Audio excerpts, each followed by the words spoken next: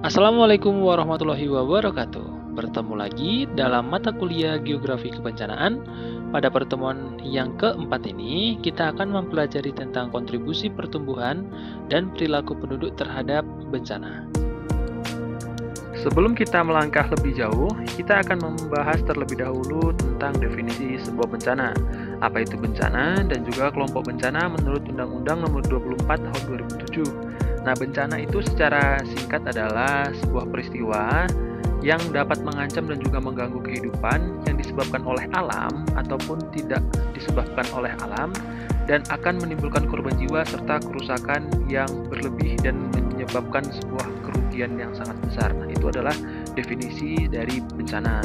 Sedangkan menurut Undang-Undang Nomor 24 Tahun 2007, dia menyebutkan ada 3 jenis. Yang pertama bencana alam, yang kedua bencana non-alam, dan juga ada bencana sosial.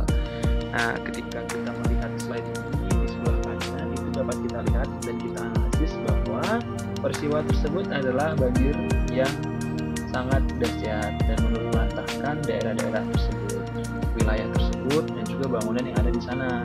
Berarti itu disebabkan oleh alam. Sedangkan bencana non-alam berarti bencana yang tidak disebabkan oleh alam. Misalkan ada sebuah pembangunan gedung yang sangat tinggi karena sudah kemakan usia, kemudian gedung itu hancur dan akan menimbulkan korban jiwa. Nah, itu adalah bencana non-alam. Sedangkan bencana sosial itu seperti kemiskinan, terus angka hidup yang kecil, pengangguran yang sangat banyak, itu adalah bencana-bencana sosial. Seperti itu. Nah, selanjutnya itu ada faktor pertumbuhan penduduk. Nah, apa hubungannya? Jadi, kontribusi pertumbuhan penduduk itu akan meningkatkan potensi bencana. Jadi, apa saja faktor pertumbuhan penduduk? Itu ada 3 faktornya. Yang pertama, itu fertilitas atau angka kehidupan. Nah, jadi, yang dapat kita simpulkan adalah peristiwa anak lahir hidup dari seorang perempuan. Istilah ini sama juga dengan kelahiran hidup atau live birth, yaitu terlepasnya bayi dari rahim seorang perempuan dengan ada tanda-tanda kehidupan. Artinya ketika perempuan melahirkan anak yang hidup, maka itu akan menambah populasi dari umat manusia. Nah, selanjutnya ada faktor kematian atau mortalitas. Mortalitas itu ditandai dengan hilangnya tanda-tanda kehidupan dari diri seseorang. Matra 2012 dia menjelaskan bahwa tinggi rendahnya tingkat mortalitas penduduk juga dapat terjadi indikator kualitas kesehatan. Nah, jadi banyak ya sebenarnya faktor-faktor yang menyebabkan angka kematian itu meningkat. Seperti misalkan perang, itu sudah jelas akan banyak orang yang meninggal dunia. Kemudian yang ketiga itu ada migrasi atau perpindahan penduduk dari desa A ke desa B atau dari desa B ke desa A yang menetap di suatu daerah. Faktor yang kedua adalah pertumbuhan penduduk dan juga dampaknya. Jadi, ketika penduduk itu bertambah, sedangkan wilayah itu kan tidak akan bertambah, bumi itu akan tetap, dia tidak akan pernah bertambah. Nah, itu akan menimbulkan permasalahan-permasalahan baru. Nah, permasalahan apa itu? Misalkan ketika suatu daerah hanya memiliki tempat tinggal sedikit untuk dijadikan sebuah pemukiman, selebihnya hutan. Nah, sedangkan orang semakin banyak di daerah tersebut, mungkin karena adanya migrasi. Nah, akhirnya mau tidak mau dia akan merambah hutan. Ketika dia merambah hutan, maka yang terjadi apa? Tanah akan kehilangan daya cengkramnya sehingga mungkin akan terjadi longsor. Nah, itu akan bencana banjir.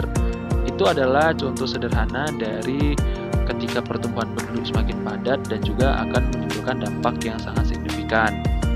Nah, definisi dari pertumbuhan penduduk itu adalah besaran presentasi perubahan jumlah penduduk di suatu wilayah pada waktu tertentu yang dapat dibandingkan dengan jumlah penduduk di waktu yang sebelumnya. Upaya apa sih yang bisa kita lakukan? Oke, nah kita dapat melakukan dengan pembangunan berkelanjutan. Apa itu pembangunan berkelanjutan? Pembangunan berkelanjutan tersebut adalah pembangunan yang dapat dilakukan untuk memahami kebutuhan sekarang tanpa mengorbankan generasi yang akan datang. Menurut Muklis 1/2009. Nah, itu Jadi pembangunan berkelanjutan itu tidak semata-mata hanya berfokus pada diri kita saat ini, tapi kita harus mengacu juga dan melihat bagaimana generasi kita dapat memanfaatkan lahan, memanfaatkan sumber daya alam yang sudah kita kelola. Artinya kita tidak boleh mengeksploitasi tanpa adanya rehabilitas di sini. Nah, pembangunan berkelanjutan juga merupakan integrasi dari 3 aspek, yakni kelestarian sosial, kelestarian lingkungan, dan juga keberlangsungan ekonomi. Menurut Jasuli tahun 2015, dia mengungkapkan bahwa pembangunan berkelanjutan adalah upaya sadar dan terencana yang memadukan aspek lingkungan hidup, sosial, dan juga ekonomi ke dalam sebuah strategi pembangunan. Tujuan dari pembangunan berkelanjutan itu sendiri adalah pengentasan kemiskinan, kelaparan, perbaikan, kesehatan, dan pendidikan. Raharja IGM 2018, kemudian Simanjuntak 2017, dia juga menjelaskan pembangunan berkelanjutan itu untuk mendesak pengembangan 3 kompleks ekonomi global, masyarakat global, dan lingkungan fisik bumi. Contoh dari pembangunan berkelanjutan adalah dengan membuat ruang terbuka hijau yang bisa berfungsi untuk resapan air dan juga membersihkan udara. Oke, terima kasih atas perhatiannya. Itu tadi adalah materi kita pada hari ini. Kita akan bertemu kembali pada materi berikutnya. Terima kasih. Wassalamualaikum warahmatullahi wabarakatuh.